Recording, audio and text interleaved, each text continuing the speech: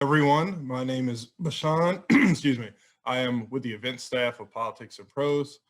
Before we get started with this event, just want to go over a couple of quick items.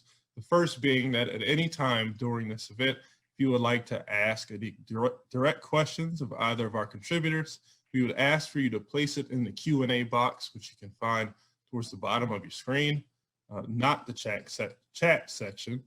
Separately, in the chat section, you'll be able to find a link which will take you directly to the Politics and Pros website where you can purchase a copy of The Whiteness of Wealth. Of course, we highly encourage you to do so, and we would thank you for any of your continued patronage. In The Whiteness of Wealth, Professor Brown draws on decades of cross-disciplinary research to show that tax law isn't as colorblind as she'd once believed. She takes us into her adopted city of Atlanta, introducing us to families across the economic spectrum whose stories demonstrate how American tax law rewards the preferences and practices of white people while pushing Black people further behind.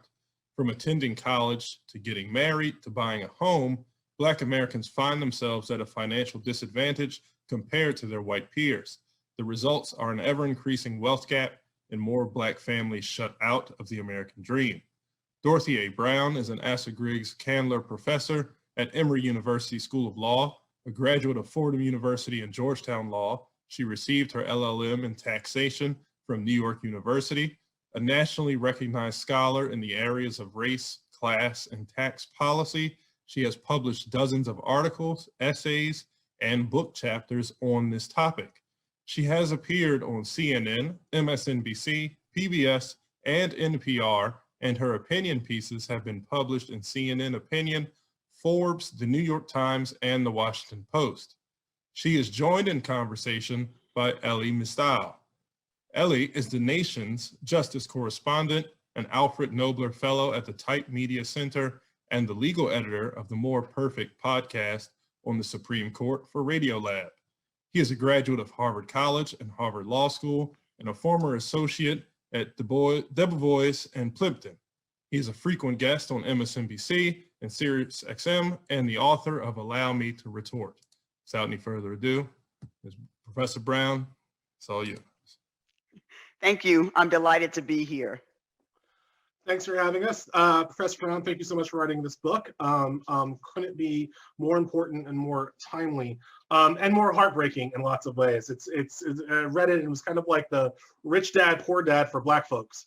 And there's a lot of it had me feeling like poor dad.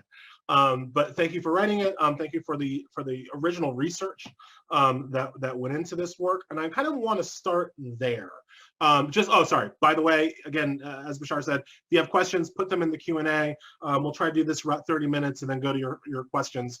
So please have something waiting for me when I get in there. Okay, so I kind of want to start there with some of the original research here. Look, for those who don't know, one of the dirty little secrets of law school is that tax kids are the smartest, right? Like they have to understand the law just as well as any other field of law, but they've also got to be able to, do some math. Which a lot of people go to law school to avoid the math. Yes. So they got to do the law, they got to do the math, and they really have to know how to bend the law because that's where you make your money, right? As a tax lawyer, you make your money kind of understanding what the rules are and then figuring out which rules can be bent. But you can't break it or you go to jail. So it's so it's high stakes. Very lucrative. A lot of the smarter kind of the just horsepower intellectuals end up kind of gravitating towards tax law. One of the things about tax law is that it is thought to be one of the most objective parts of the law. And your book just puts pain to that lie that it's not objective at all. Can you talk a little bit about kind of the pushback amongst your tax colleagues? Quite frankly, you're the only Black female tax law professor I think I've ever spoken to in person or virtually. They're not a lot of you. You're a bit. They're not a lot of us, correct? It's a small club. What's the pushback within the academia of understanding tax law through the lens of white supremacy and racial injustice? That's a great question. And the pushback is primarily white law professors telling me it's not race, it's class. So so my favorite in quotes comment I received was at a law professor conference, and I'd presented my work that showed Black married couples were more likely to pay higher taxes than white married couples. And at the end of the panel, the first comment was directed at me, and the person said, "Dorothy, everybody knows your work is irrelevant because Blacks are poor and don't pay a lot in taxes." There's this idea that, oh, we're poor and don't pay enough in taxes. So, well, if we say 22% of Black Americans are in poverty, then 78% are not. The vast majority of Black Americans are not poor. But there's this idea from white law professors who know nothing about race to tell a Black woman who's done the research, everybody knows it's irrelevant. It was mind-numbing, to say the least. And I ultimately responded, well, if you're right, what we want is our children to grow up to be poor so they don't pay a lot in taxes. At this point, the room bursts out laughing. And I say, no, we want a lot of income that's either not taxed or subject to a low tax rate. We want to be like Warren Buffett. That's what we want. So it's nonsensical, but I consistently get it's class and not race. Another comment I got when I was presenting my home ownership piece was, oh, Dorothy, that's not race, it's wealth. Wealth isn't race? It's like, I don't even know what to do with these people, right? The issue, the thing that I think was just jumped off the page to me about the class versus race issue was the research that you did that showed that Black married couples are more likely to be in two income households. And that really struck home to me. Like, I am in a double income household. I am in that classic situation where my wife makes more than I do, somewhat significantly more than I do. She's a lawyer. I am not anymore. So there's that disparity. And we've joked about how it feels like it would be cheaper if I just didn't make any money and just took care of the kids. How like the fact that I make a little bit of money from my writing kind of actually hurts us in some way. We've joked about that. Your research suggests that it's not. It's not so funny. My wife's not being funny when she says exactly that your wife knows something you didn't know, right? Right. So what my research shows is married Black couples like my parents. My mother was a nurse. My father was a plumber. They earned roughly equal amounts. And some years my father made more than my mother by like a few $100s. And other years my mother made more than my father, depending on how much overtime my father could get. And I found, based on Census Bureau data, because let me pause here, the IRS does not collect or publish statistics based upon race. That is really important. Because if I don't spend the last 25 years being a detective of sorts, you'll never know this story.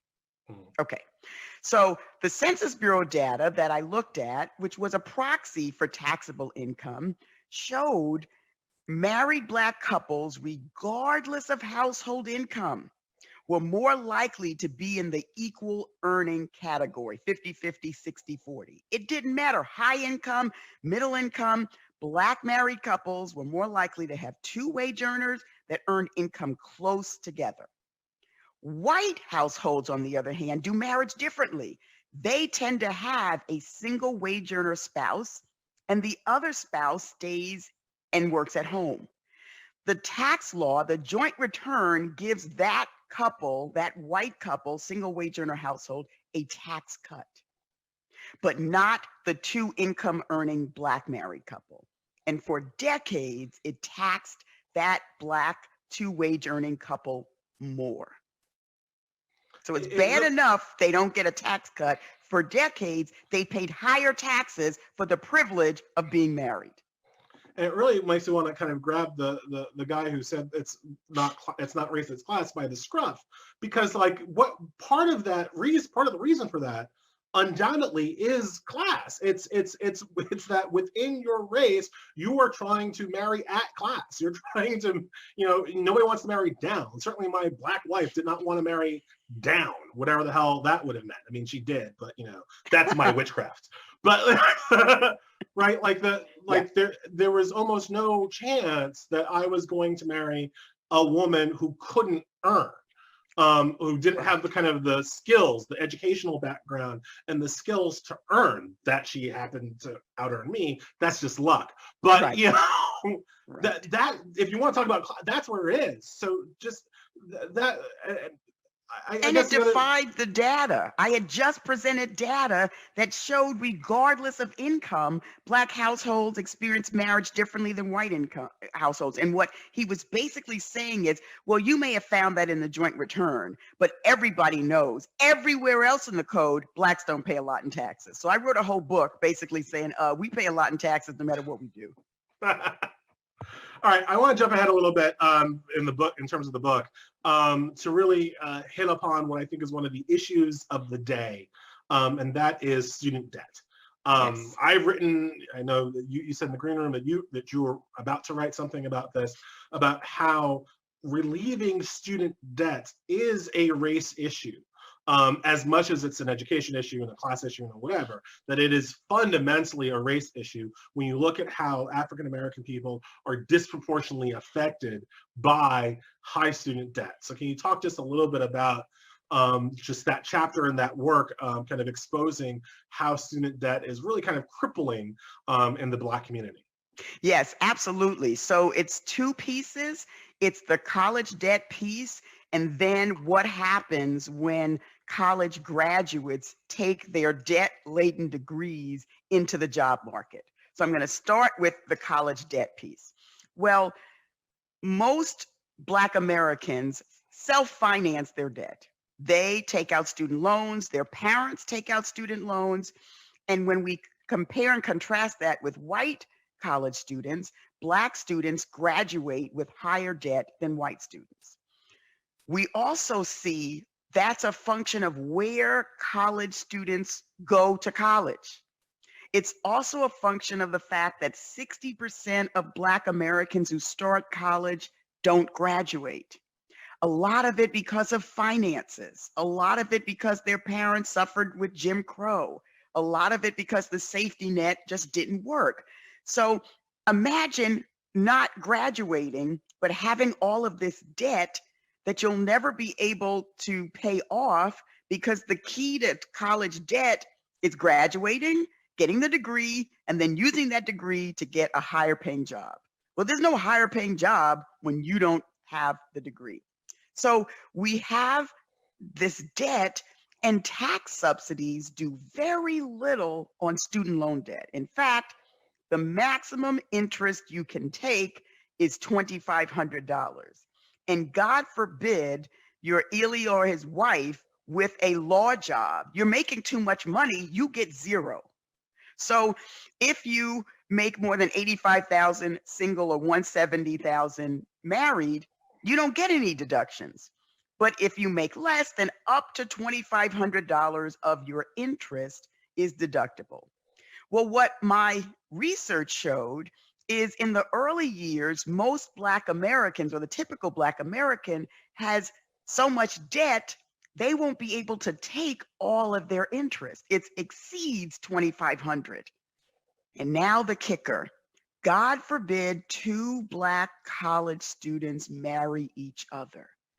Individually, they each get up to $2,500 of an interest deduction.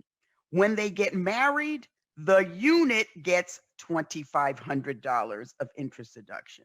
So you're losing out on half of what you could take the day before you got married. So tax subsidies do very little to help you pay off your debt. But let's assume, unlike the 60% that don't graduate, you're the 40%, you graduate, and then you take your degree into the labor market. But before we get there, one other thing. Wealthy Black parents are unable to protect their children from student loan debt the way white wealthy parents are. Why? Because the Black wealthy have their assets held differently than the white wealthy. Black wealthy have a higher percentage in their home, which is a pretty illiquid asset. And even if you want to do a home equity loan, Black homes in racially diverse neighborhoods or all Black neighborhoods are not worth as much. Your home equity loan will be much smaller than your wealthy white peer.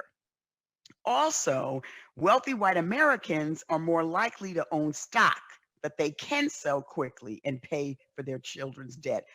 A lower percentage of Black Americans own stock. So even Black wealthy Americans. Go ahead. And just let me throw in just right there, because it's also later in your book about how often even upper middle class, financially secure Black family, while they're supposed to be helping their kids through college, they're also helping their parents through their retirement, because their parents don't have the retirement savings, the safety net that a white parent might have to. And it's just much more common in the Black community to kind of not put your parents in a home. That's right. So, my mother lives with me. Yep. She just retired, by the way. Congratulations to her. But so that's also that is money that has to be spread around. I forget how you say it, but and so often, if you are the successful Black person in your family, you are the successful Black person in your family, and you have an obligation to help the rest of your family kind of smooth over some rough patches. And that's money that can't just be laser focused, reinvested into your children's college education. Yes, you have the research that shows Black college graduates are more likely to send money home to parents and grandparents. White college graduates are more likely to receive money from parents and grandparents that enable them to build wealth. They use it as a down payment. They use it to pay off their student loans. Grandma pays for their child's K through 12 private tuition. So we see white family wealth building that works perfectly and is subsidized by tax policy. Those gifts and inheritances, tax-free. The payments you make to grandma or your parents or your sibling, no tax break for you.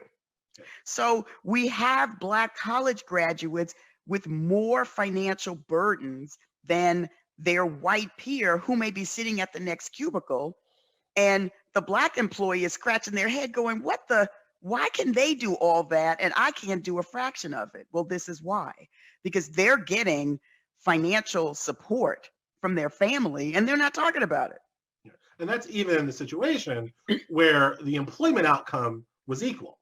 And you also talked about how so often that employment outcome is not equal. My job coming out of a top Ivy League school is going to be, statistically speaking, a less good job than my white colleague's job coming out of the same school. Yes, research shows that a Black college grad from Harvard and a white college grad from Harvard, the Black grad has to send out more resumes in order to get asked for an interview. And when they are invited to interview, they are invited to interview for a lower paying position than the one they applied to and the one that was offered for their white peer. And it starts, the least difference between the white and Black resume interviews are at the selective institutions. The further down you go selective wise, the more resumes Black Americans have to send out, the harder it is. So with white Americans, there isn't that much of a difference between highly selective and selective. With Black Americans, it's significantly different. Which is interesting because white Americans are also the ones wanting to grease the tables to get those kids into the more, and it's like, you don't need it. You don't like. You really don't. You can afford to go to a less expensive school and your child will be just fine. I tell my friends all the time, Dartmouth is a good school. Like, you're going to be fine. Yes, you're going to be fine. Okay, it's not Harvard, but you're going to be fine. Yes. So a big part of this book is that I really want people to understand, and everybody should buy the book and read it and all that. None of this by accident, right? This is not like 3 or 4 guys sitting in a room with a calculator coming up with rules and, oh my God, it happens to hurt Black people. Who could have known? Like, there's intentionality behind our tax code. And what we have is a tax system shaped by white Americans. So the joint return we got because a rich white couple named the Seaborns wanted to pay less in taxes. We got the exclusion for gain on sale of a home because Congress and the realtors wanted to make it easy for people to sell their homes without having to pay taxes to move across the country for the defense industry. In the 1950s, who was being hired in the defense industry in 1950s? It wasn't my parents. It wasn't your parents, okay? It was white people's parents. So there's nothing in the tax law that says blacks pay more. There's nothing in that legislative history that said blacks pay more. But what we know is in 1951, for the first time, more than half of white Americans are homeowners. So this tax break for home ownership was always about helping white homeowners. So we shouldn't be surprised. I mean, the modern progressive tax system dates back to 1913, okay? A lot of these laws date back, the exclusion for gifts and inheritances, that dates back to 1913. Who had property that they could make gifts and inheritances for in 1913? You know who, right? So in 1913, the only people who paid taxes were rich white Americans. When I tell this to my students, they like scream, "What, are you nuts? What? There was a time when only rich people paid taxes?" Yeah, there was a time when only rich people paid taxes. And they got the tax laws shaped towards their benefit. Yes. Specifically when it comes to marriage. So your whole story about the marriage penalty, the marriage bonus turned to penalty, turned to bonus for some, that whole story was new to me. And I'll admit to listeners, I only got a B in tax, so maybe that's why it was new. But Man, you wouldn't have gotten this in tax. If you didn't take me, you wouldn't have gotten it. Okay, that makes me feel better. But that whole story was fascinating to me. And you know, the thing that, again, jumped off the page to me was how the marriage laws, or the marriage tax laws, are really centered on this idea of a traditional household where you have one high-earning male and a stay-at-home, non-earning wife. Yes. And you talk about how that is just not the reality in Black households, because, I'm going to quote you here, Black women work. Yes, we do. And Black wives have always, well, Black women have always worked, right? We came here in chains, they put us to work, right? Black wives have always worked to a higher percentage as white wives. But here's what's really interesting about the marriage penalty bonus. So the marriage bonus is when two people get married and they get a tax cut from what they would have paid had they remained single. The marriage penalty is two people get married and their taxes go up compared to what they would have paid had they remained single. For years, for decades, we had a marriage penalty that was pretty robust. I'm going to tell a story about the Trump tax cuts that minimized the marriage penalty. And you best believe it's not to help out Black people, but I don't want to get ahead of the story, okay? So what we have is, when the joint return came into being, at least 80% of white Americans were destined to get a bonus, a tax cut when they got married, because they were in the Leave It to Beaver household. At that time, Black couples were not in the same position because Black wives always contribute significantly more to household income. They were working and contributing more to household income. So for decades, we had Black couples paying higher taxes. So I started looking at this based on the 1990 census. And I found a category of white households in the 60,000 to 90,000 that were more likely to pay a penalty than get a bonus. So I thought, this is interesting. You want to watch this. Over time, the percentage of white married couples in the penalty category grew. So in 2016, the Treasury put out a report that said 51% of all married couples got a bonus. They, of course, didn't do anything by race, but I'm going to tell you, that's mainly white people, right? 40% of all married couples were paying a penalty. That's a lot of Black people, but that's also white people. And then 9%, their taxes didn't change. Well, the Trump tax cuts eliminated the marriage penalty for everybody but anyone eligible for the earned income tax credit and anyone in like a 600,000 or higher household.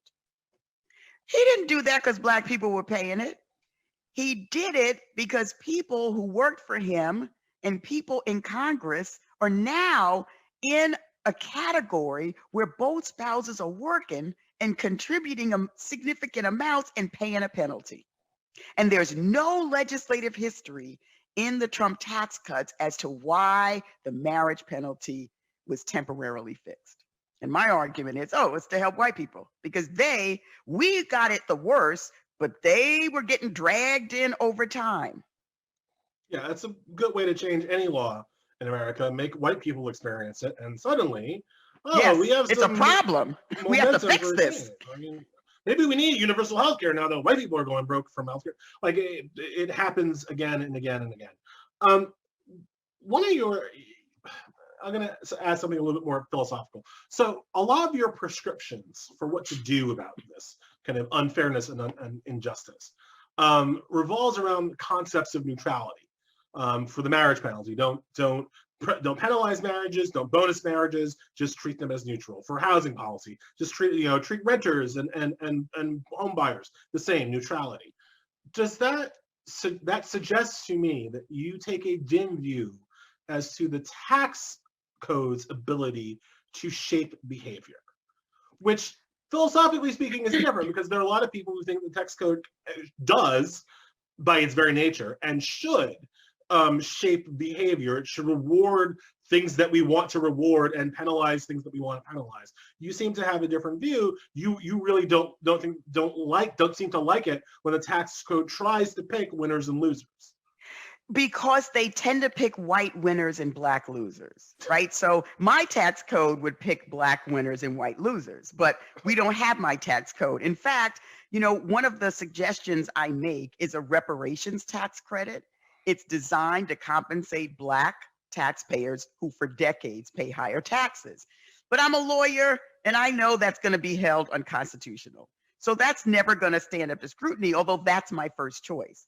My second choice is a wealth tax credit, which would apply to any taxpayer with below median wealth income, which means Black taxpayers will disproportionately benefit because of the racial wealth gap, but white taxpayers will, and Latinx taxpayers and indigenous. So everybody would benefit from this, which is why I believe the Supreme Court would find it constitutional. So, I don't know that I think tax subsidies should get out of the homeownership business because the homeownership business is racist, okay? And unless you're going to intervene in a way to disrupt the racism. Okay, so when you're an academic, you get to write articles with crazy solutions. They don't wind up in trade press books. So I'm going to tell you the solution I came up with in my homeownership scholarship before I wrote this book. It was you only got a mortgage interest deduction if you lived in a neighborhood with more than 10% Black neighbors. So that meant Black homeowners, for the most part, would get a tax break, but most white homeowners wouldn't. Well, that wouldn't be found constitutional. But if it were, that would be my way to use the tax code to compensate Black Americans for the real harm they are experiencing in the homeownership market that the federal government played a racist role in historically. So I want marriage to not impact your taxes because what I know now is the way the joint return is written, Black people are not going to get tax cuts that white people are. Well, how do I fix that? Get out of the business of rewarding or punishing people who get married. So you're right. It seems like I'm going for a neutral position, but it's because the law won't allow me to go for a pro-Black position. So for the jobs chapter, I suggest corporations are required to audit themselves and determine if they are paying equal wages to their Black and white employees. They're given 3 to 5 years. If they don't get it together within then, I advocate to deny them a wage deduction. I think that could encourage behavior. So there are instances where I think I can encourage behavior, but when I know what societal racism does, it requires 2 incomes in Black families and 1 in whites, then I just say, here's the fix, just get out of it. let the federal government get out of it. I'm going to pigeonhole you a little bit more on the reparations question because it's a question that we have in our chat too. So how do you see the tax code and how it can be used as a reparations light kind of vehicle? So and also expand a little bit on the unconstitutionality of it. Yes, because I think that's important. Like it is. People with law degrees understand. Like when we say that something's unconstitutional, I'm not. When I say something, I'll start by speaking for me. When I say something is unconstitutional, that's not me saying because John Roberts will think it's unconstitutional. Because damn near everything that I want, John Roberts will think is unconstitutional. That's me saying like even I probably think that it might be unconstitutional to just give money to people if they live around, right? So like, can you just pull out a little bit more how the tax code can be used for reparations and what some of the obvious, like where you obviously fall off the cliff? Right. So I wrote the book and it showed for decades, Black Americans like my parents paid higher taxes because they were Black. There has to be a remedy for that. The obvious remedy would be what I call a reparations tax credit that would basically allow them to pay less in taxes every April 15th to compensate for all the extra taxes they paid. The law would say, well, if you're only giving this break to Black people, you have to show that tax law actively, intentionally discriminated against Black people. You would have to show that when you went to the rate tables, there was one for whites and one for Blacks. You can't show that because that's not how it worked. So the government would say, oh, I never intended to discriminate against Black people. I was just trying to help the majority of Americans who were homeowners or the majority of Americans who were married. And that BS response would be accepted by the Supreme Court. So I wouldn't have a leg to stand on to justify targeting tax relief solely to Black people. Yeah. But although I know that would be a good solution. I mean, it's the perfect solution. It's often my wife's favorite solution to this problem as well. It's the perfect solution because Black people were targeted. Why can't we target them with relief? And it gets through the knotty problem of where's the money coming from? Well, guess what? Right. It doesn't have to come from anywhere. We don't have to print more money. We just That's right. just take the government's foot off the neck of Black people for 50 years, like you had it on the foot of Black people for 100. Yep, but I digress, Ely says, right? No, I know. So I know that the reparations tax credit is ideal, and who knows? I honestly believe we may get a Supreme Court one day that would find my reparations tax credit constitutional. We're just not there yet. We are really not there yet. Okay. But I know there's this thing called the racial wealth gap. So if I come up with a wealth credit that applies to everyone regardless of race, the only qualification you need is below median wealth.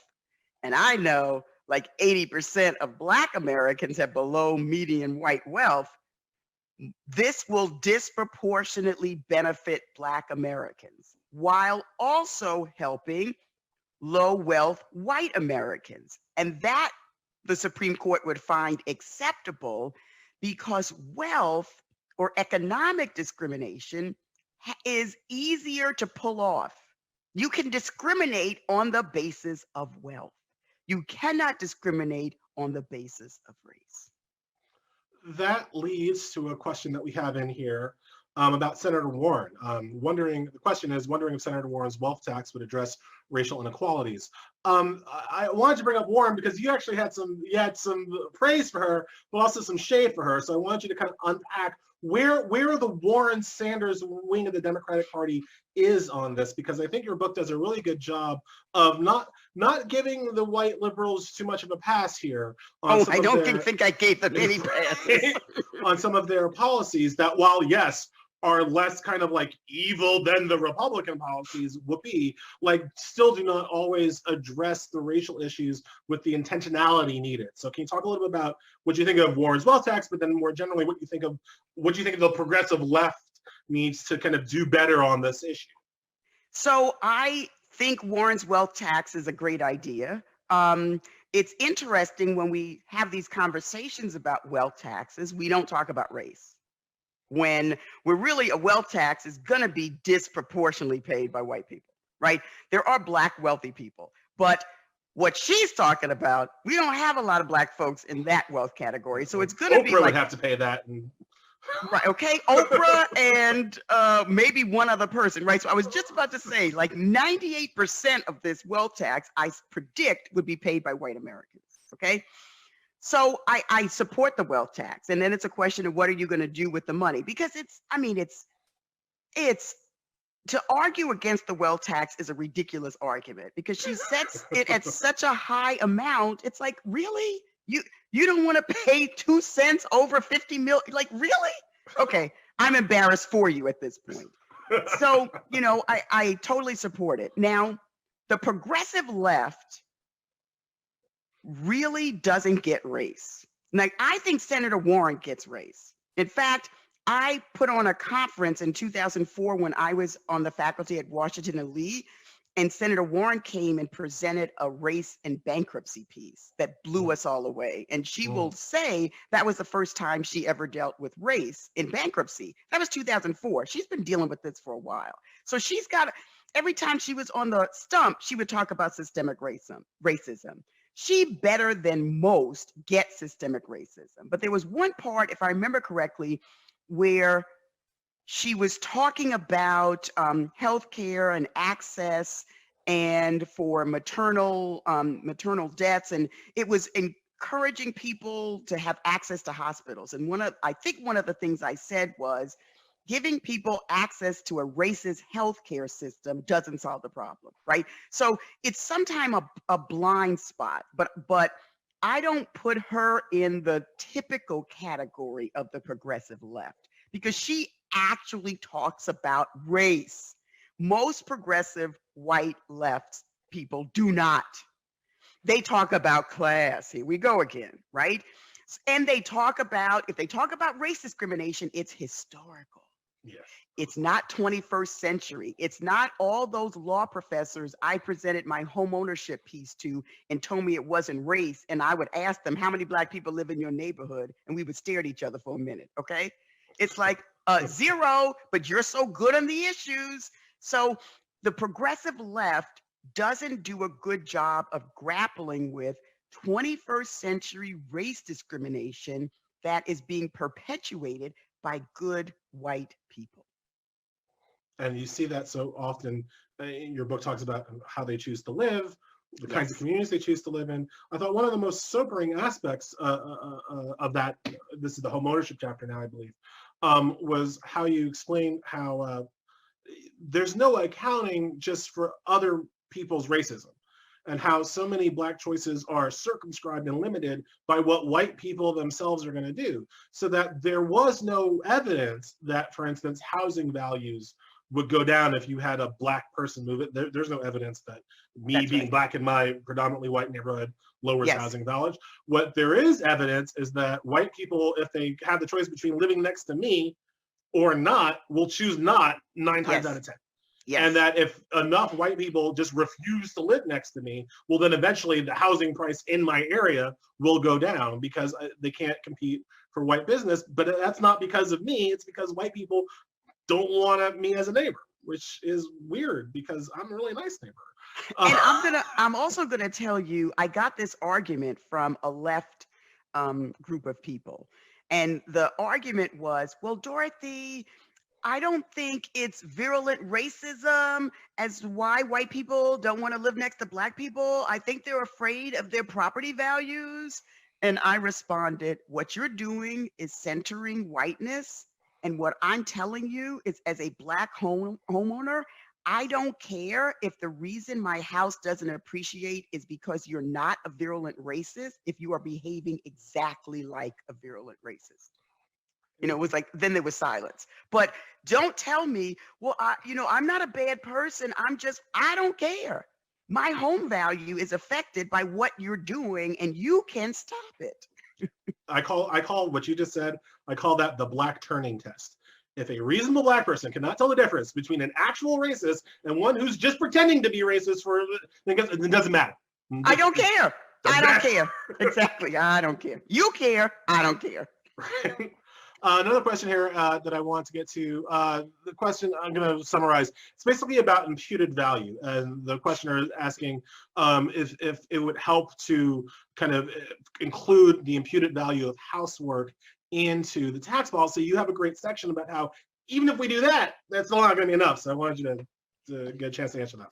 So yes, right now that stay-at-home spouse is contributing. Sorry, let me just, sorry, Yeah. Professor. Let me just, I didn't do a good job of hosting. So imputed value is trying to, that concept means we understand that people who work in the home, predominantly wives, are contributing economic value. There are models that one Yes. could pull out of the hat to try to put an economic dollar figure Oh, they've on done that. it. On that work, the imputed value, and then tax, then either tax break or tax whatever, treat that as a taxable good, Yes. and kind of work off of that. So that's the concept of imputed value.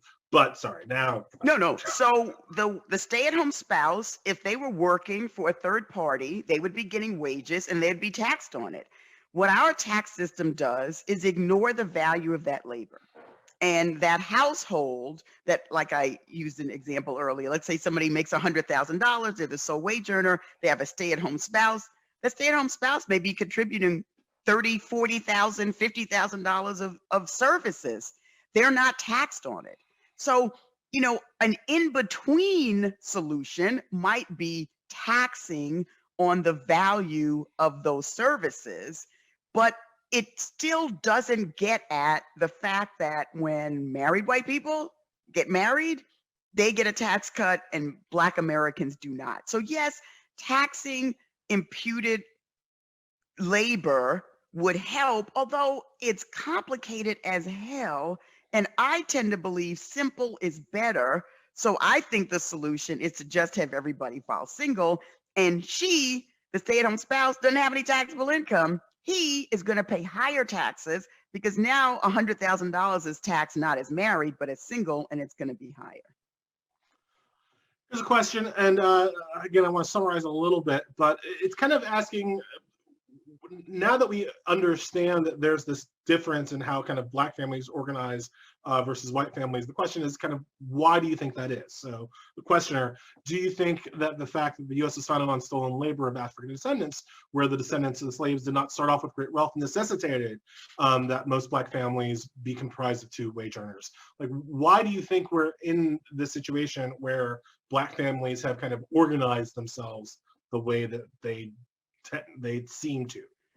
So there are a couple of reasons. One is the racist labor market, the anti-Black labor market that prevents Black men from earning what white men earn, right? So let's start there. And then if that's not good enough, you can also, there's also literature that says married Black couples do marriage differently than married white couples. And it's a chicken and an egg problem, because part of it is married Black couples are more partners, function more like partners in decision making than white married couples. And you could understand how that could be. If I'm contributing half and you're contributing half, you're not telling me what to do with the money. It's our money and we're going to talk about it. If somebody over here is contributing 100%, we ain't got to talk about it because you do it my way or there's a door, right? So the model of marriage for Black is very different than white Americans. But also a piece of this is the labor market that not only doesn't pay Black men what it pays Black women, white men, but Black men have higher unemployment rates. So there's this tenuous nature of Black men in the labor market. So if you're two Black folks getting married, you recognize this and you expect, well, I, as a woman, assuming it's a heterosexual marriage, it could be same sex, but I'm going to work because I don't know when my husband might get laid off because their unemployment rates are higher. So, is that a function of slavery, descendants of slaves that didn't get our 40 acres and a mule? We don't know, because we don't know what Black marriage would look like if Black men could make what white men could make. I think it's an interesting thought experiment, but we don't know. I also, and I think that's, I mean, look, that's, to me, that's the basic point. Like the inability of Black men to earn as their white counterparts completely changes the playing field. And not just the tenuous nature of Black male employment, but it's the randomness at which Black men can be fired in this country. Yes, yes, and yes. Again, just warps the playing field. But I think in part because of those two factors, I think there's also something to be said for, again, this line that just, Black women work. Like Black women are brought up to understand that they will have to earn a wage, living, doing something. The thought that you're going to be a Black woman and then go to school to find a husband who's then going to take care of you for the rest of your life, like that's just not a path that is open to Black women, right? That's just not something that that's not what they teach them in home ec. Yeah, I didn't get that. I didn't get that from Miss Dottie. Okay, just saying. Okay, my mother didn't tell me that. Yes. Right. So when you add in the fact that you have lower just wage earning from Black males, and then the fact that you have a cultural assumption that Black women are gonna have to work their whole lives anyway, like it leads to a different kind of system. But I think exactly we don't know what it might have led to. If you take out factors A, B, and C, would D be different? Yeah, probably. Right. That's right. Probably. Do you think that there's any optimism? I want to combine two questions here. So one is just how do we get the census to the IRS to start keeping track of this along racial lines? And I think what links up with that question is this one. Do you have any reason for optimism in Biden's tax policies? Like, we know what the Trump government was. Right. Does 100 days in, does the Biden government look better? How can it be better? Like, what are your thoughts on him so far? And those two questions really are related, because President Biden's first executive order was about racial equity, and it was about racial equity across all federal agencies, including the Treasury, which is over the IRS.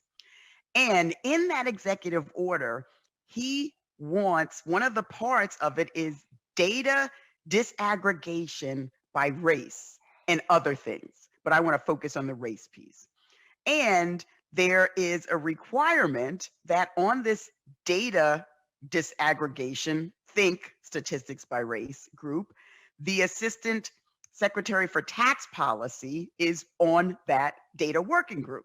So that should give me lots of optimism, but it doesn't, because the Assistant Secretary for Tax Policy has never written anything about race. She has written about wealth. She's written about inequality, which are things clearly based on race, but nothing about race. So I think the Biden administration is very committed to getting us these race and tax statistics, but I think they need to pay attention to the people they've put in these agencies who are not really the best folks to carry this out. So what can we do? We can agitate. We could let our members of Congress know. Anytime we see a Biden administration member talk about tax policy, we need to be thinking about, well, where's the race impact? Do you do a race impact, right? Send them an email, ask the question. If we've got any reporters on here, you need to be asking the question of the Biden administration, do they have the right people in these positions to get this racial equity order implemented? So I'm optimistic, but what is it? Trust but verify. I'm like, I think we need to do a little more pushing from the outside. What are your thoughts on this? Is from a audience member. What are your thoughts on taxing wages at more favorable rates than income produced by capital assets? You have a lot in your book about just, I mean, and this is the part that I did know, right? Just about the different taxation rates, basically that disfavor how Blacks earn their money through wage versus how wealthy white families earn their money through assets. How can you talk a little about that disparity, and then how do we go about kind of changing it? Yes. So I say you should not pay higher taxes when you work for your money than when your money works for you. We should have one tax rate system that applies, whether it's income from labor, your wages, or income from stock, capital gains. Right now, we have a low preferential rate that applies to stock ownership. And most Black Americans don't own stock in that way. So that is a giveaway to white Americans, and it's a giveaway disproportionately to higher income white Americans. So we need tax reform that would tax all income the same way. It's like, it's ridiculous. So what do I think of it? I think it's a bad idea.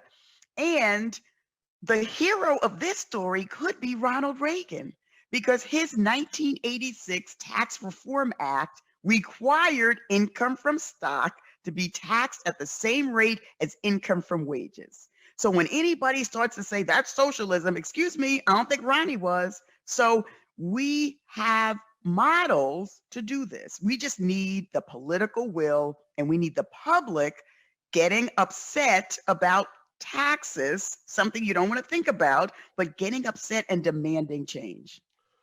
If I could push back for a second, though, and this is me kind of just, Yeah. let's pretend I'm Black Republican today. Yes. All right, so I got the Black Republican hat on. Well, shouldn't Blacks just invest more in the stock market? Don't we want Black people to invest in the stock market? Doesn't having this disparity encourage them to invest in the stock market?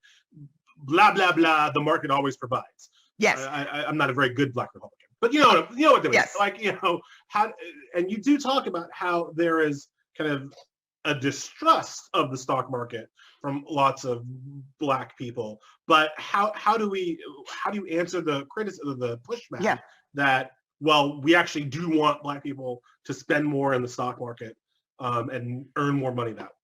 So first, I'll say we have this low preferential rate, and very few Black Americans are investing in the stock market. So we have it, and it's not working out for Black people. So let's look at reality, right? Let's look at the fact that it ain't happening. But if you want it to happen, then I think the burden is on the financial services industry to look at Black people as potential customers, which they don't do. So I actually, in the book, argue for investing in the stock market. Taxing income from stock the same way as income from labor is not an anti-stock ownership position. It's reflecting that we should not be making tax policy for like 5% of Black people. We should be making tax policy for most Black people. So I think investing in the stock market is something we need to consider, because there isn't the same race penalty the way there is in our homes. There aren't Black stocks and white stocks that white people can avoid the Black stocks, right? There's just stocks. So I think there is something to be said for investing in the stock market, but I also think the responsibility lies with the financial services industry that does not look on us as potential customers. I want to get you out here on this. It's the question that I had when I finished the book. It's the question this audience member had too. How does a Black married family navigate the tax code and the tax laws after learning this information? Because that was the thing, like, this book hit me, it was triggering, let's put it like that, right? Because you kind of read it and you're just like, oh yeah, I make that mistake. Oh yeah, that happens to me.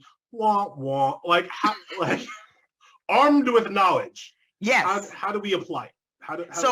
What does the individual Black family do to apply this knowledge to their own situation?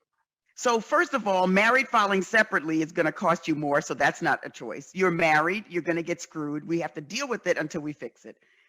It's all the other things. It's where you buy a home. So in the last chapter of my book, I give advice, defensive advice for Black Americans, because we're in a system designed to strip us of wealth and not build wealth. And let's start with home ownership. The biggest asset most Black Americans have is their home. Well, now you know if you buy a home in an all-white neighborhood, it's going to appreciate. If you buy a home in an all-Black or racially diverse neighborhood, it's not going to appreciate so much. Be intentional. I'm not telling you to go buy the house in the white neighborhood or go buy the house in the black neighborhood. I'm saying when you do it, be conscious of that decision and then take precautions. So if you buy a house in an all white neighborhood, you can be house poor. You can put all your money into that house because it's going to appreciate. Never, ever, ever be house poor in a racially diverse or all black neighborhood. Buy less house. Buy less house, max out on your retirement. If you have a job that comes with an employer provided retirement account, max out on it. If you don't have a job that comes with a retirement account, set up your own retirement account because you're not spending all your money on your home. So set up retirement accounts, think about, and you say, with what money, Dorothy? You just told me if I'm a college graduate, I'm sending money home to my parents, I'm sending money home to my siblings. What are you talking about? Well, my mother had this rule. Every time she got a raise, she would put it in her retirement account. And this was her argument. The day before you got the raise, you didn't have the money. So act like you still don't have the money. So you could, the next time, who knows when any of us are ever getting another raise. But assuming we do get another raise, that money you could put in your retirement account. That money you could start a 529 savings account for your kids' college. So it's about planning ahead and not saying, well, I guess the answer is I should buy a house in an all white neighborhood. And I'm like, hold up, wait a minute. Because you may have your neighbor call the cops on you when you try to get in your house. If you've got any children, their kids, your children, your black children are going to be targeted by teachers. The same behavior they engage in, that white kids engage in, black kid gets called to the principal's office, gets suspended. There are all kinds of issues. I have friends who deal with this, and they are Harvard educated lawyers. So I pity the school, okay? Because my friends are not having it, but they have to be vigilant. So a good financial investment means you have to be diligent over the care and feeding of your children, over yourself. So we're always between a rock and a hard place. So it's about being smarter, knowing you're between a rock and a hard place. The only thing I would add to that is, and I co-sign everything you just said. The only thing I would add to that is, financial planning is not just for white people. No, having a financial planner is not just for white people.